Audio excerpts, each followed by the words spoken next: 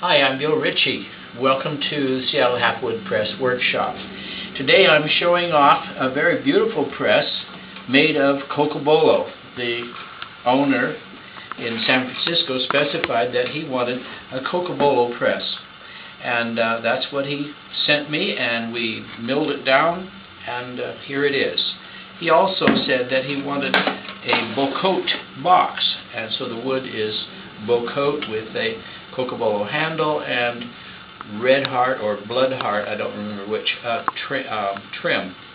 To get started, before I test this press with the etching plate, I'll go over the things that are inside the box.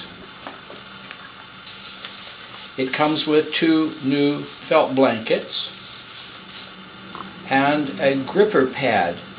I put this under the press when I print so the press doesn't slip and slide around when I'm using it. It comes with the DVD. That's the DVD that you're watching.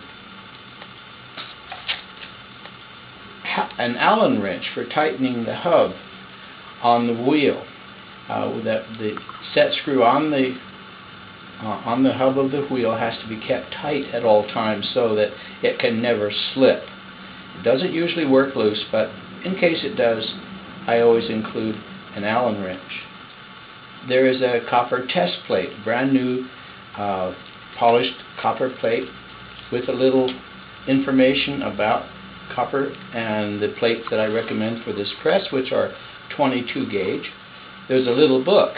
I write a little book for each press I make, telling about its history and some of the special features, such as the wood that this one is made of, and it includes an artist stamp. I like artist stamps. When I finish printing today, I'll mount the test plate in this area on this card, and there's a bit of information about the test plate, and on the back information about artist trading cards on which these test plates is based.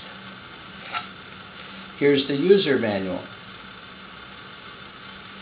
18-page description about some basics about using the Mini Halfwood press, plus some words about the history and other things.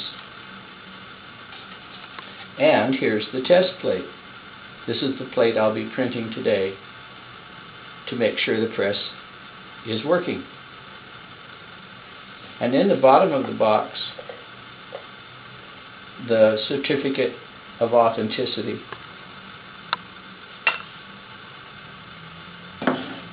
That's what comes in the box. I've demonstrated testing these presses about 50 times now, and most of those videotapes are online, so the viewer might want to check out some of those other videos to see some of the more information about the inks and modifying inks and that kind of thing. But this time I'm going to keep it simple and go straight to the printing. And I like to warm the plate on my little hot plate here to soften the ink, make it easier to work into the textures. But I never heat it up very much, not very hot. It's really just lukewarm, not too hot to handle.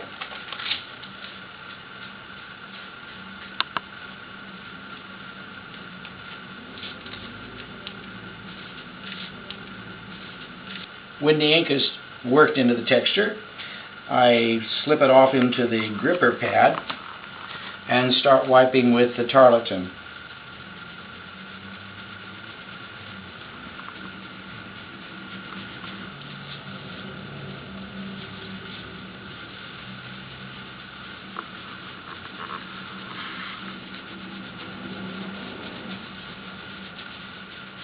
After the tarlatan, I use a telephone book page.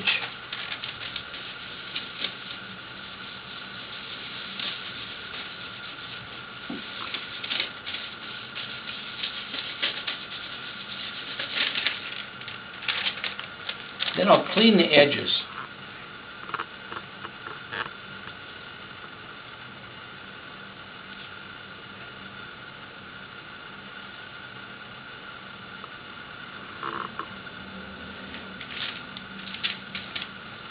And then I'll take off the glove and do the hand wipe. When I do the hand wipe, I use talcum powder. Keeps my hand dry.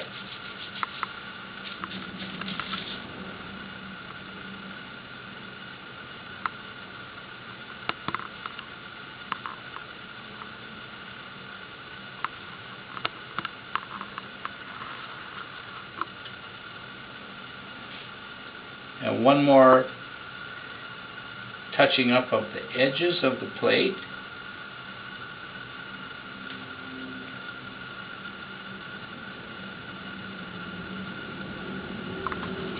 Now before I started today, I soaked 2 pieces of Arches cover in a pan of water for about an hour. And then I took them out of the water and I blotted off the excess water.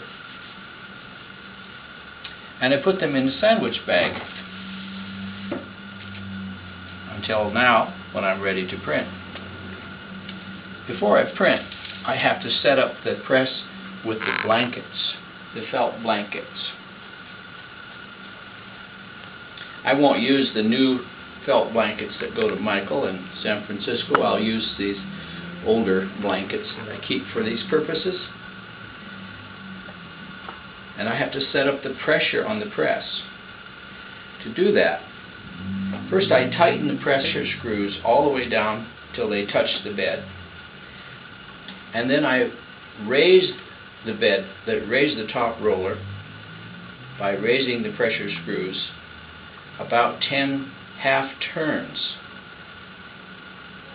That'll give me the space I need to fit the blankets under the top roller. Then I'll center the blankets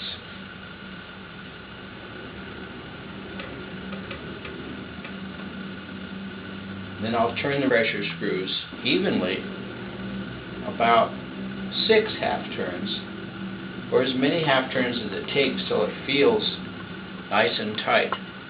How it feels is a matter of experience. You learn after a while how much pressure to use for your particular printing plate.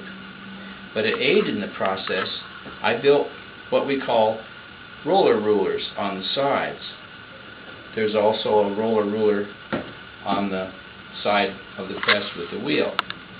And you can line up the brass block with the letters in the roller ruler, and that gives you a good idea as to how much pressure you're using, and it ensures that you keep the roller level. Before I print, I'll warm the plate once more. I think it makes a better proof if you print with the plate warm.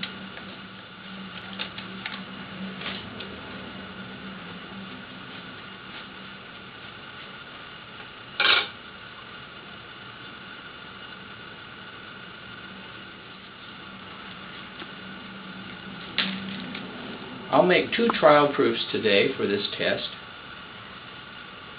and I'll compare them. If they're different, I'll send the better one along with the press to the owner, and I'll keep the other one for my collection. Now it's printed. For the benefit of the video, I'll turn the press around .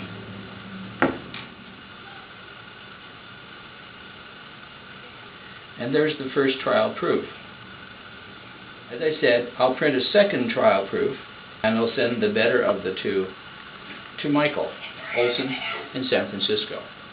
Well, that completes the test of the number 88, the Cocobolo Mini Halfwood press.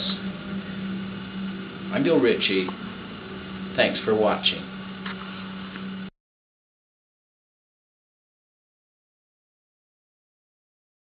I have a practice of using a moment number to mark the moment I printed the print.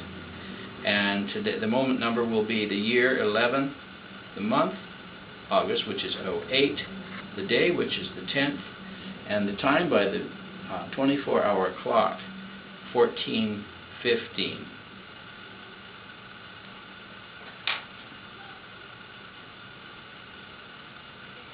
And there's the first trial proof.